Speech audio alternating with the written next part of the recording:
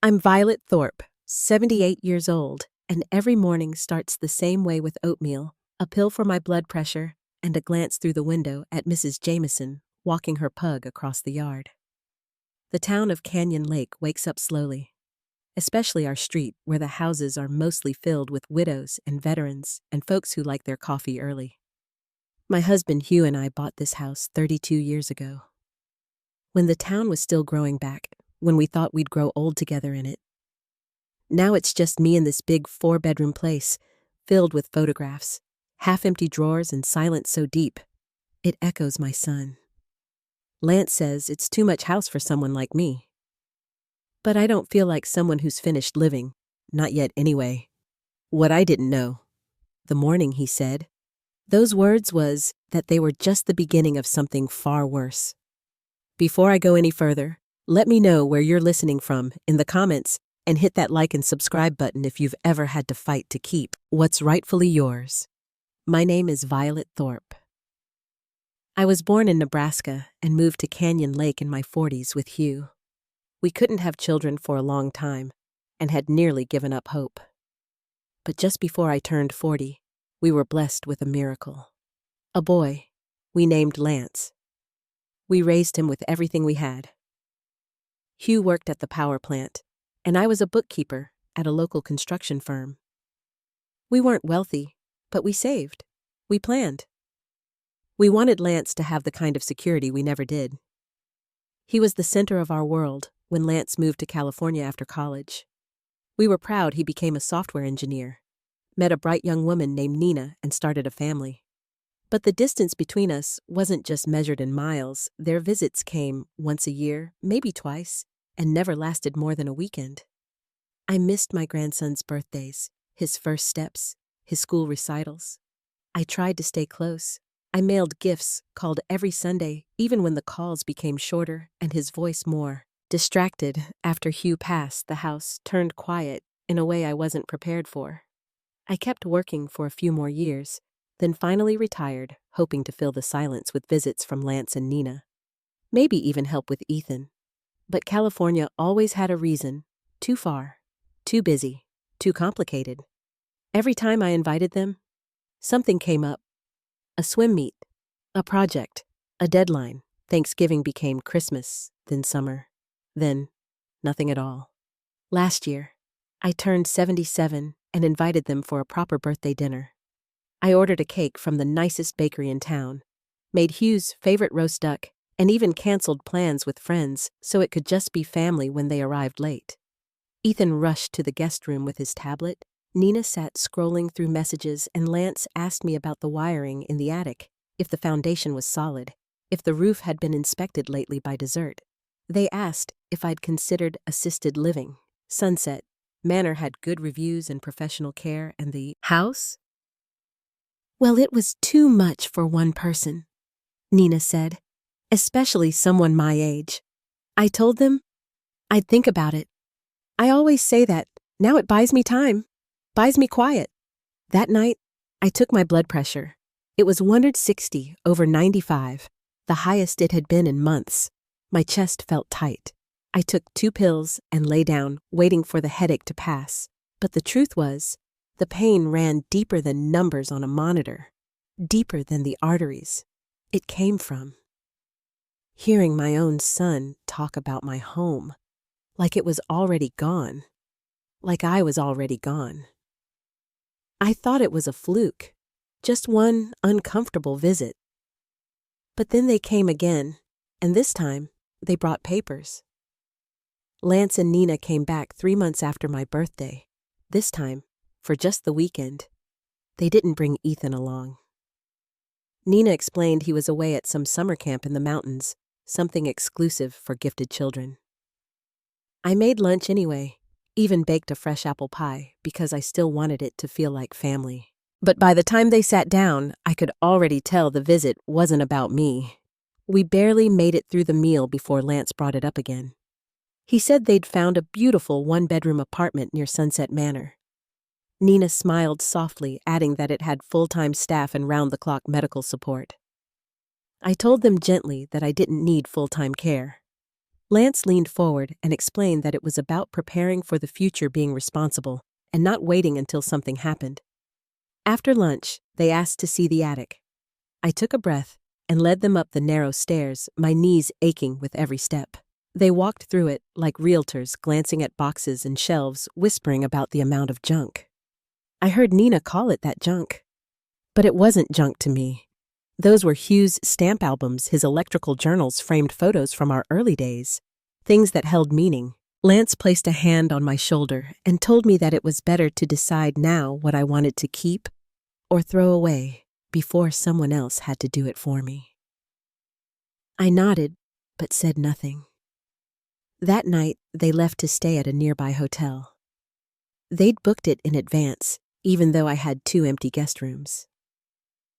I sat alone in the living room afterward and took my blood pressure. The monitor beeped, flashing numbers I'd hoped not to see again, 180/100. My head pounded. The light from the ceiling fixture felt too sharp, like it was cutting into my eyes. I took my medication and lay down, but sleep never came. The next morning, I called Miriam. She drove me to see Dr. Reed. He'd been my doctor for over 2 decades and didn't ask many questions when I told him what happened. He just listened. Then he took off his glasses and rubbed the bridge of his nose. "Violet," he said, "this kind of stress is dangerous. At your age, and with your heart history, something like this can trigger a stroke. Or worse." I asked him if he was telling me to avoid my own son. He didn't say yes, but he didn't say no either. Driving home, Miriam told me a story about her grandson bringing her a bouquet for no reason at all. She said he'd made a drawing and taped it to her front door. Her voice was light, full of affection. I looked out the window and nodded, but said nothing. The houses on our street rolled by one after another, all with familiar porches and trimmed hedges. I thought about what Dr. Reed had said, about choosing peace over family if it came down to that. Lance called a few days later. He asked if the plumbing was still working, if I'd had the roof checked recently. I told him it was fine, though I hadn't climbed onto a roof in years. Then he mentioned they were planning another visit. "We want to help you plan things," he said. "There's some paperwork we should go over." I told him I'd be here. He said good, and that they'd bring everything. That Friday, the day before they arrived, I saw Bertram at the grocery store. He waved from across the aisle, walking over with a box of oatmeal in his hand. "Miriam tells me you were at the doctor," he said. I nodded and smiled. "Nothing serious," I told him. We ended up sitting in the store's small cafe drinking tea.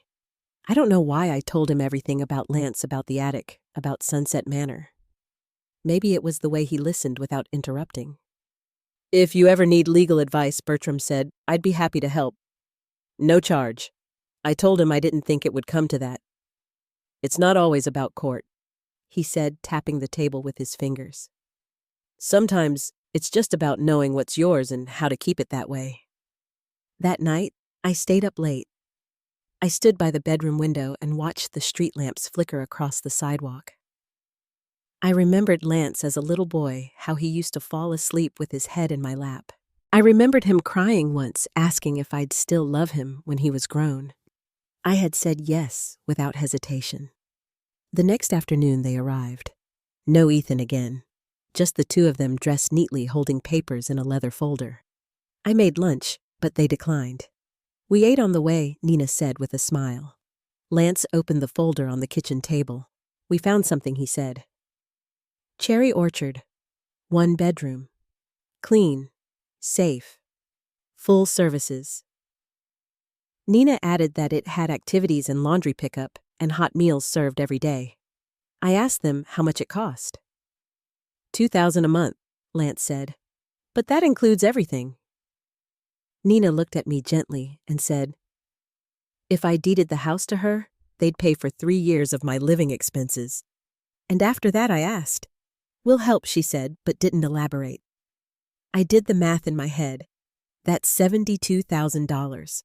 The house was worth at least $300,000. More even. "So I give you my house," I said slowly, "and in return, you cover my expenses for 3 years." They exchanged glances. "We just want to make sure you're taken care of," Lance said. "It's about peace of mind. For all of us." My head started to ache again. I excused myself and went upstairs to lie down. I could hear their voices echoing faintly through the vent in the hallway. I stood in the bathroom and listened. Nina was saying the house was in worse shape than she thought. "We might get $250 for it if we're lucky." Lance said it was enough for a down payment on a bigger place. "Ethan needs his own room," he added. Then she asked about the cost of Cherry Orchard.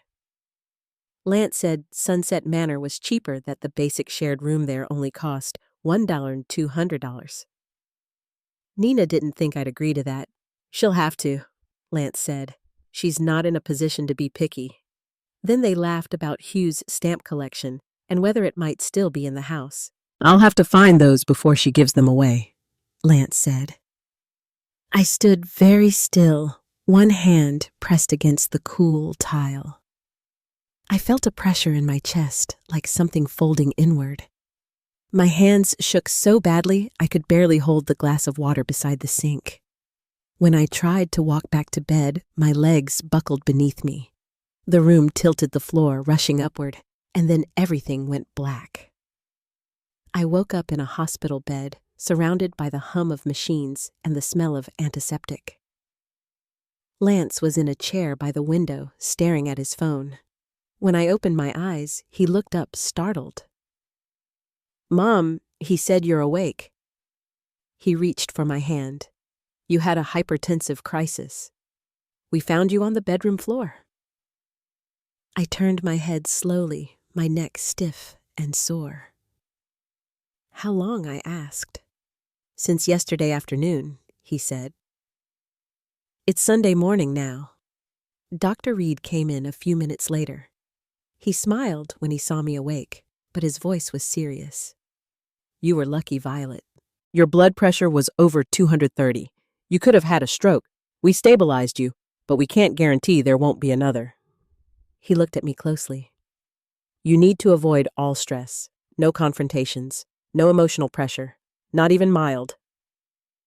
Then he added more gently, "We talked last time, remember? About the effect your family's visits might be having on your health." I nodded. "Can you write that in the report?" I asked. "The part about not moving or making big changes." He said yes, of course, and left to prepare it. Lance and Nina returned to the room a little later, smiling softly. "You gave us a scare?" Nina said. Lance nodded and told me they'd take care of everything now. "We'll help you move Mom," he said. "We've already paid the deposit on the apartment. I told them I couldn't move, not for at least 3 months. Doctor's orders." I watched their expressions shift. Lance looked irritated. Nina gave a tight smile. "Of course," she said. "Your health comes first." But I could feel it. Something else was coming. Something they weren't done with yet. The hospital released me midweek. Dr. Reed made sure the discharge paperwork included clear instructions, no major life changes, no travel, no emotional strain for at least 3 months. Lance said he'd take time off to help with the transition. I told him it wasn't necessary.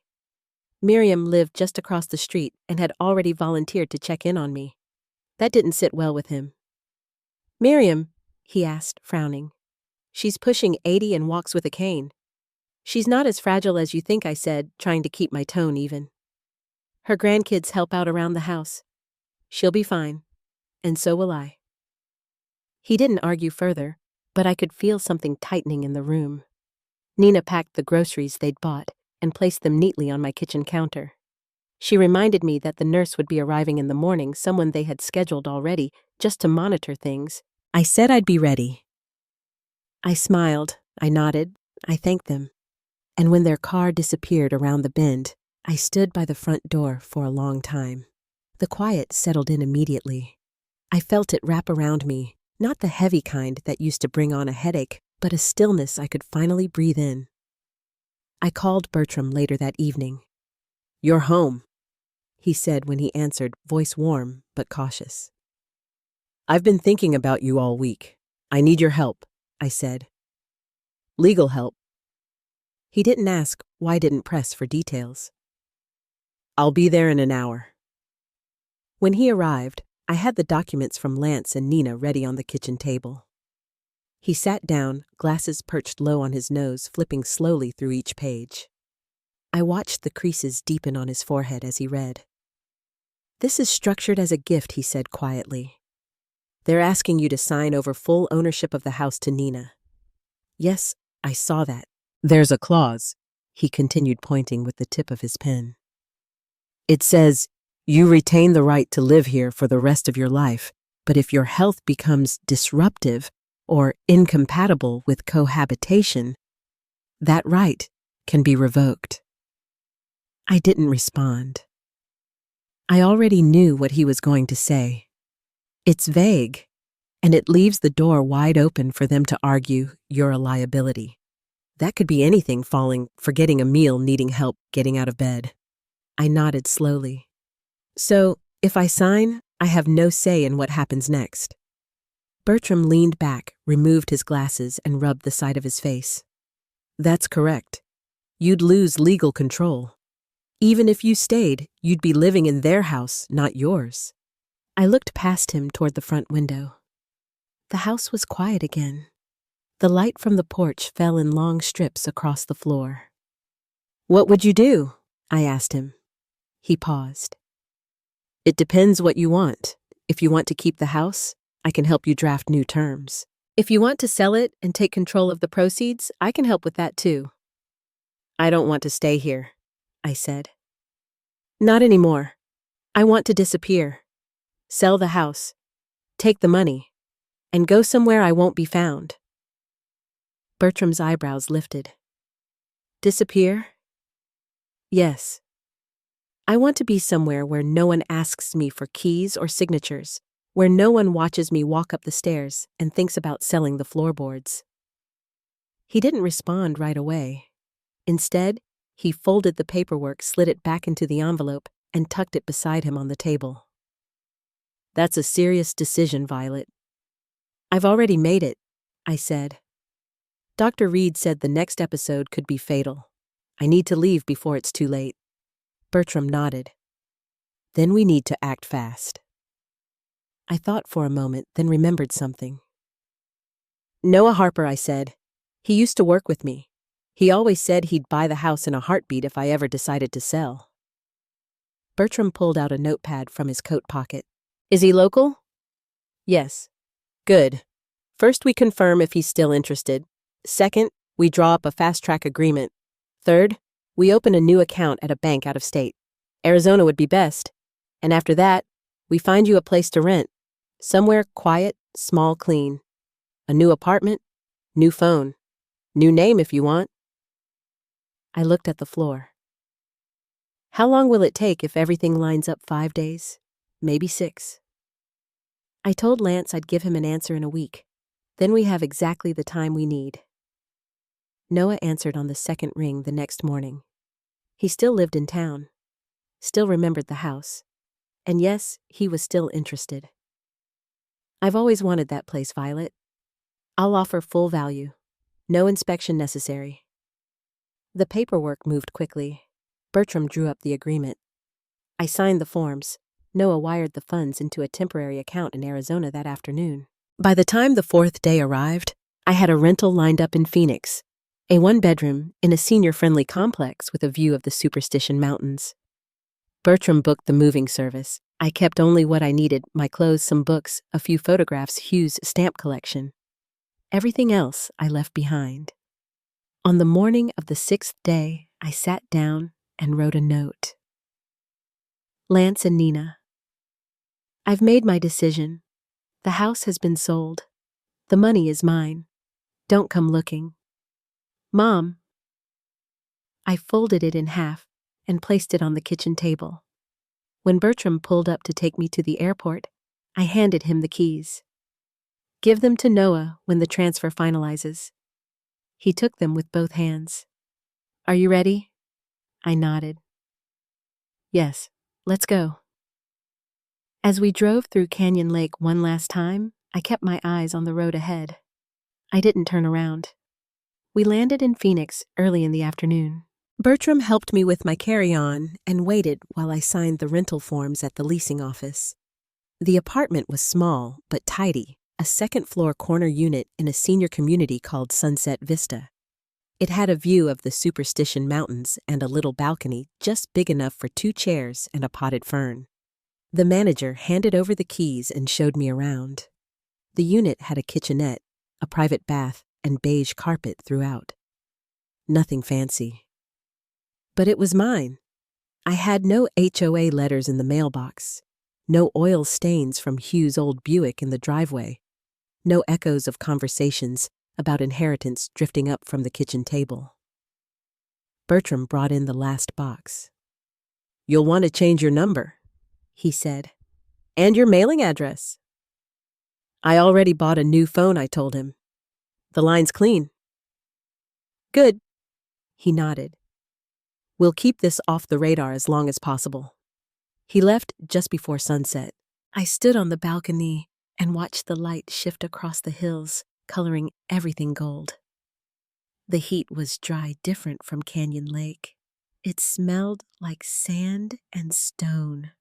I breathed it in. That night, I slept through without waking once. In the first few weeks, I barely left the apartment. I ordered groceries online. I avoided the shared rec room and the morning walking group. I hadn't changed my name, but I told the leasing agent I'd relocated from California. It felt safer that way. Bertram checked in every other day, usually by email. He let me know that the deed had been finalized and Noah had wired the funds as agreed. The account in Arizona was secure. We had set it up with full privacy clauses and no links to my name from Canyon Lake. One afternoon, Bertram called instead of writing. His tone was low and even. "Lance came to my office today. I didn't say anything. He wanted to know where you were. Claimed you were mentally unfit and that I'd helped you flee with family assets. And what did you say? I told him I didn't know your exact whereabouts. Which is true. I know your city, not your street. I told him you left of your own will." There was a long pause. Then he said, "He threatened to report me to the police. Will he?" "He already has. But I showed them the sale paperwork, the note you left, the medical records from Dr. Reed. The officer said there's nothing to investigate." After we hung up, I sat quietly on the couch. The AC hummed behind me. My hands rested in my lap. I didn't cry. I didn't pace. I just stayed still and let the silence hold me. Bertram sent another update the following week. Lance had hired a private investigator. He was checking flight records, interviewing neighbors, and looking into bank transfers. "He's determined," Bertram wrote, "but not for the reasons he's telling people." The next time I went to the grocery store, I parked in the far corner of the lot. I wore sunglasses and paid with cash. I used my new phone for every call. I set up 2-step verification for the Arizona account. It was exhausting, but necessary.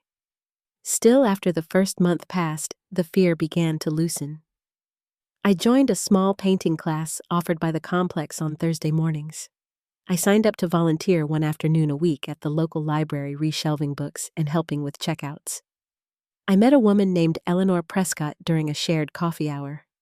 She lived 2 doors down and had cropped gray hair and a sharp wit. She used to teach high school English in Oregon.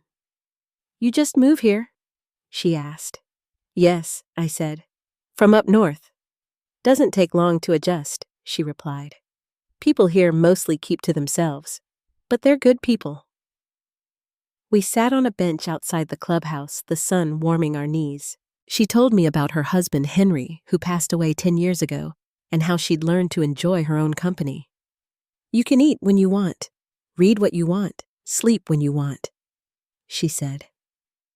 Freedom tastes better than grief. Over the weeks, I began to believe her. I hung up a few of my own paintings in the apartment.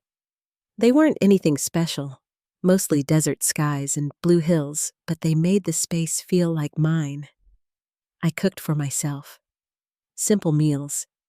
I even opened the windows when the breeze was strong enough to carry in something sweet. But I didn't stop checking over my shoulder when I went to the mailbox. I didn't stop listening for footsteps behind me when I walked to the trash bins. The fear never fully vanished. It just got quieter. One day, I received another email from Bertram. Lance contacted the FBI, he wrote. Said you might have been kidnapped, that someone forced you to sell the house and vanish. And I replied, they closed the report after speaking to me and Dr. Reed. You left freely. You're of sound mind. You're legally protected. He added one more thing. Lance said he's not just looking for money. He's looking for closure. I don't believe him. That night, I stood on the balcony with a glass of water in my hand and looked out toward the mountains. A cool breeze rolled across the desert. I felt steady. I felt separate. I had let go of my old life, and no one had come to drag it back. What I didn't know then, what I couldn't have guessed, was that I'd see my son again. And it wouldn't be in a courtroom or a phone call. It would be in a place I never expected. 2 months after I moved in, Eleanor invited me to a local art walk. Downtown Gilbert, she said. Nothing fancy. Just some booths, local painters, live music if we're lucky. I hesitated, but she smiled and added, we'll blend in. No one's looking for us. The night air was cool when we arrived. Vendors lined the sidewalks with handmade jewelry, watercolors, and pottery. I kept my sunglasses on longer than necessary. Old habits. Eleanor chatted with a man selling cactus arrangements. I lingered by a booth where a young woman sold sketches of desert animals. She had a soft smile and used charcoal to draw coyotes. I bought a small print of a jackrabbit leaping over a stone. You're not from here, are you? The girl asked gently. Not originally, I said. You'll like it, she replied. The light's different here, but it grows on you. We kept walking. Eleanor stopped at a taco truck and ordered 2 plates. We sat on a bench under a string of overhead lights. She talked about her late husband's war stories and how she never learned to cook for one. I nodded, listening, letting the conversation carry us. That night, after she dropped me off, I walked into my apartment and checked my email. There was a message from Bertram. The subject line read, Update on Lance. He had found me. Bertram didn't explain how Lance had gotten my address, only that someone in the leasing office had likely been approached under false pretenses. He's in Arizona, the email said. Stay calm. He hasn't contacted you yet, but I recommend you don't answer the door. I turned off the lights. I sat in the dark, my back pressed against the kitchen cabinet. No one knocked that night. But the next morning, someone left a note under my door. It was folded twice, with my first name written in blocky handwriting on the front. Inside it said, Call me. I'm not mad. I just want to talk. Lance. I didn't call. Instead, I forwarded the note to Bertram. He advised me to notify the building manager and request a lock change. The office sent a maintenance worker that afternoon. He was quick and polite, didn't ask questions. The next day, another note appeared, this time taped to my balcony sliding door. Mom, I'm sorry, please. I stayed indoors for 3 days. I didn't attend painting class. I ignored Eleanor's knocks. I pulled the curtains shut and unplugged the landline. The silence inside the apartment felt safer than anything outside. On the 4th day, Eleanor slipped a card under my door. Call me, it read, or at least open your blinds. I miss our morning coffee. I opened the curtains halfway and waved. She nodded from her porch, but didn't come over. Later that week, I got another message from Bertram. Lance has hired an attorney. He says you're being manipulated and held against your will. His legal team is preparing to request a wellness check through local authorities. I closed my laptop. I didn't move for a long time. The following morning, just after sunrise, there was a knock at the door. It wasn't Lance. A uniformed officer stood outside, calm and professional. "Ma'am, he said we received a request to check on your well-being. May I come in?" I showed him my ID, my bank statements, my medical clearance. I told him about the house I had sold the lawyer who had helped me and the reason I moved. I explained it all without raising my voice. He nodded through the entire thing. At the end, he handed me a card. "If he contacts you again or shows up, call this number." I asked if Lance would face consequences. "Not unless he breaks a law," the officer replied. "But I can tell he's pressing your boundaries. That's not nothing." I thanked him and shut the door behind him. The air in the apartment felt heavy. Eleanor came by with a thermos of tea that afternoon. We sat on the balcony. I didn't explain everything, but I told her enough. "Families can be strange," she said. "They think blood gives them rights. It doesn't." That night, I looked at the jackrabbit sketch hanging above my small bookshelf. It looked frozen in motion, caught mid-leap, moving forward, whether the world welcomed it or not. The next morning, I visited the leasing office and asked to update my emergency contact. I gave them Eleanor's name. Then I sent Bertram a message. I want to make sure he can't find me again. Let's talk about next steps. What I didn't know was that Lance wasn't finished. And the next time he reached out, he wouldn't knock on my door. He'd go to court. The envelope came on a Thursday morning, just after I returned from the community garden. I spotted it on the mat beneath my door, plain white, no return address, but the seal had a faint courthouse stamp in the corner. Inside was a formal summons. Lance had filed a petition for conservatorship. Bertram called me that afternoon. "We've been expecting this," he said, "but the timing means he's confident.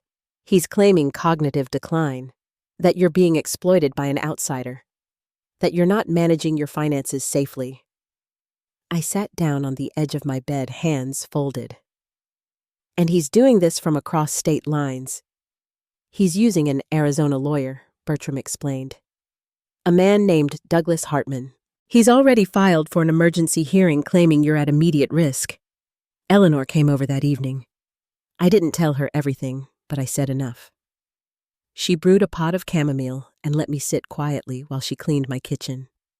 Later, she folded a quilt over my lap and said, "You'll need support in that courtroom. I'll come with you." The hearing was scheduled for the following Tuesday. Bertram flew in the night before and met me at the courthouse steps. He had 2 briefcases and a blue folder labeled estate records.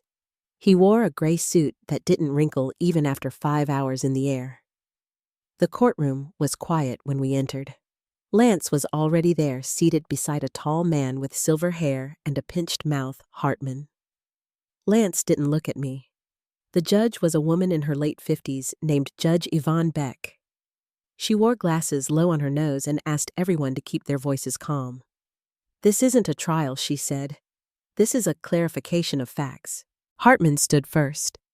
He painted a picture of a woman in cognitive decline, lured away from her family by a much younger man, Bertram, who he claimed had inappropriate financial access. He called my relocation, sudden my will revision, suspicious, and suggested undue influence. When it was Bertram's turn, he spoke plainly. He submitted medical reports from 2 independent physicians. He submitted a signed affidavit from the notary who handled my will. He walked the judge through each bank transaction I had made since moving to Arizona. Then he handed over something that made Lance finally look up. A recording my voicemail from months ago. The one where Lance called to say I should move out and stop interfering with Michaela's vision for their home. Bertram played the entire message. The judge leaned back slightly in her chair when it ended. We took a short recess. I stepped into the hallway with Eleanor, who had sat through the entire thing without flinching. "He looks so sure of himself," I whispered. "He's not," she said. "He's grasping. If he really believed you were unwell, he'd be at your side. He wouldn't be filing paperwork. He'd be knocking on your door." When we returned, Judge Beck asked if I wished to speak. I stood slowly. My hands didn't tremble. I moved here because I was tired of living in a house where my voice didn't matter. My husband left me a home, and I gave that home to our son. Willingly. I didn't think I needed to prove anything after that. I paused. But when that home turned into a place where I had to ask for permission to visit, when I found my photos in a box in the garage, I realized I wasn't needed there. Not really. Not unless I stayed quiet and out of the way. Lance stared at the table. I sold that house because it no longer felt like mine. I paid cash for my new place. I've managed my own bills. I haven't borrowed a cent. I am not in decline. I am not being manipulated. I am reclaiming what little time I have left, and I intend to spend it in peace. Judge Beck nodded once and said, "Thank you, ma'am." Her ruling took less than 5 minutes. Petition denied, she said. There is no evidence of mental incompetence or financial mismanagement.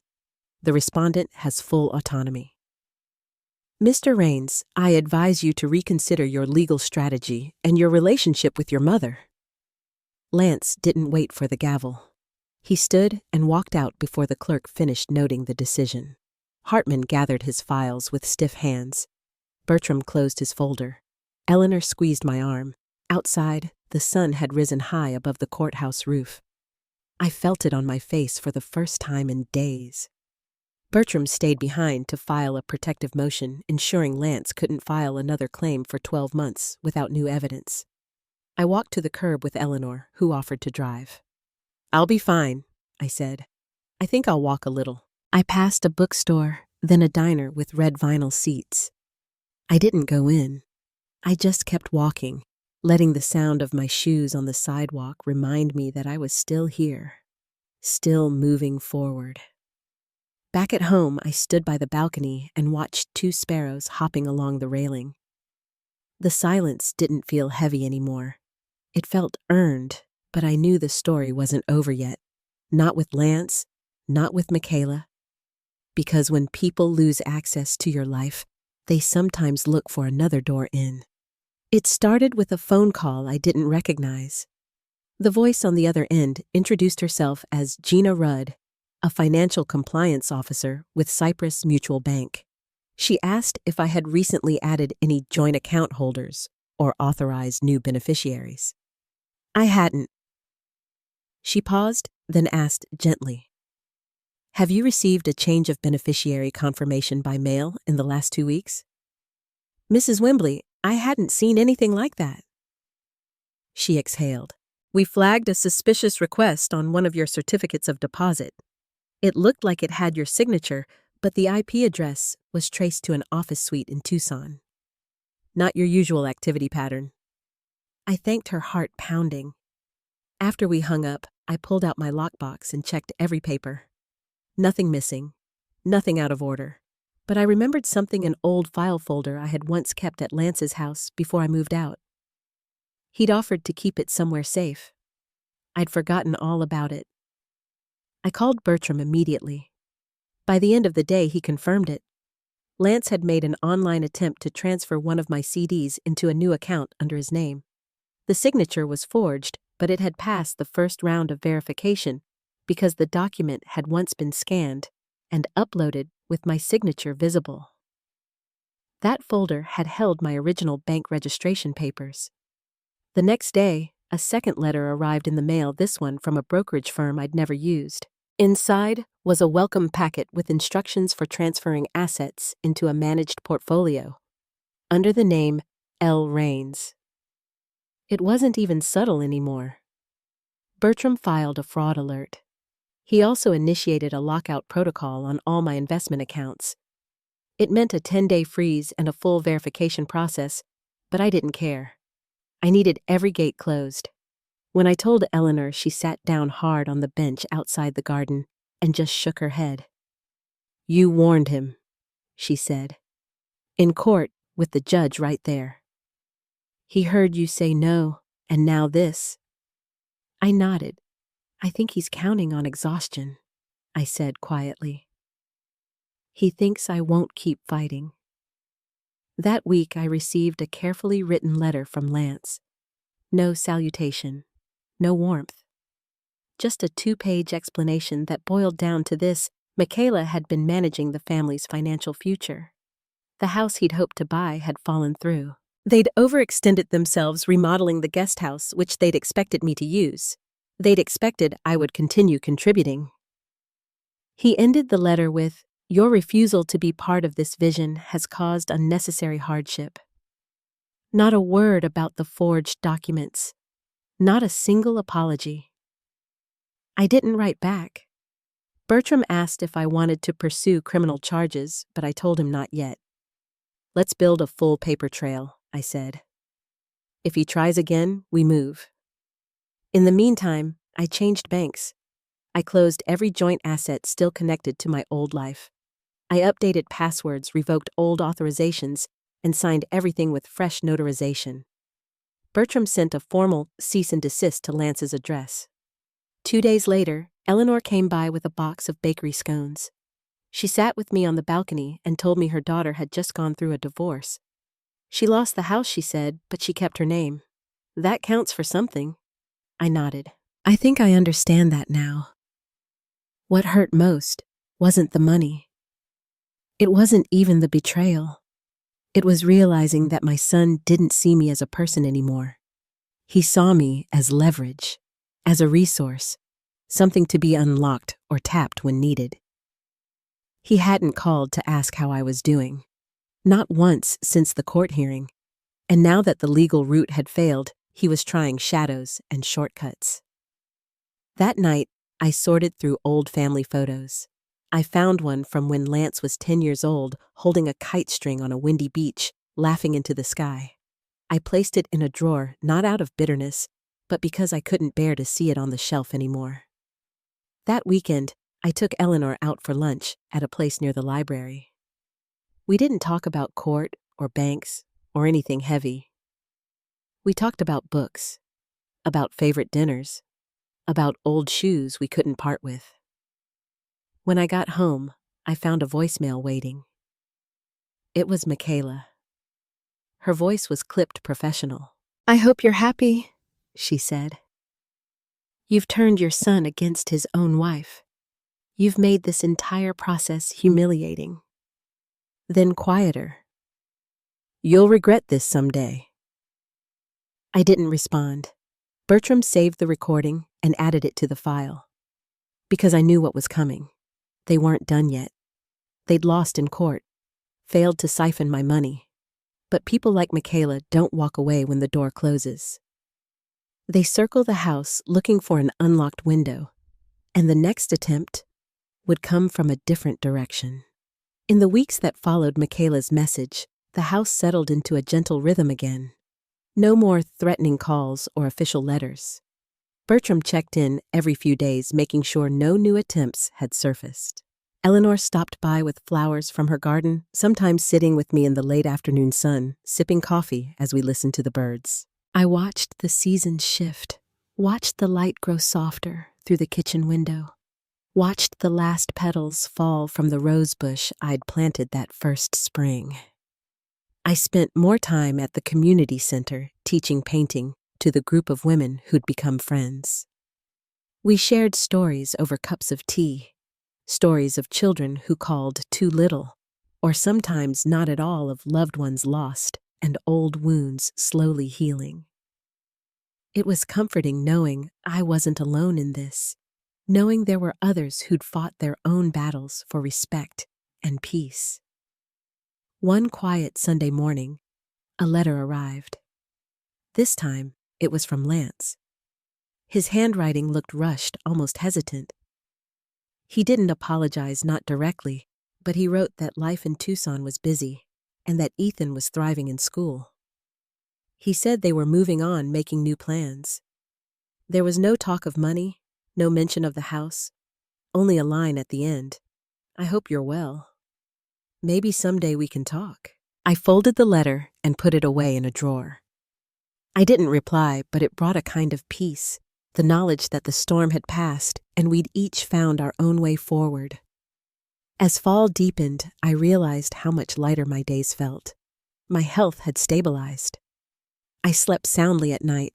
Sometimes I still thought of the boy Lance had been, of the dreams I once held for us both.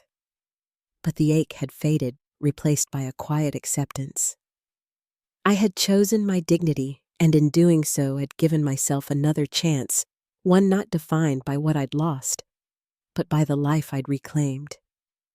Looking back, I see now that justice isn't always grand or loud. Sometimes it's the simple act of standing your ground, refusing to be erased or diminished. It's trusting that your worth doesn't depend on anyone else's approval. I kept my home, my independence, and my self-respect. I kept the right to wake up each morning in peace.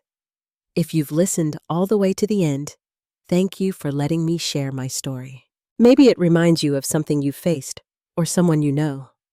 Don't be afraid to protect what matters. And if you have a moment, I'd love to hear your thoughts or stories too. Take care of yourself always.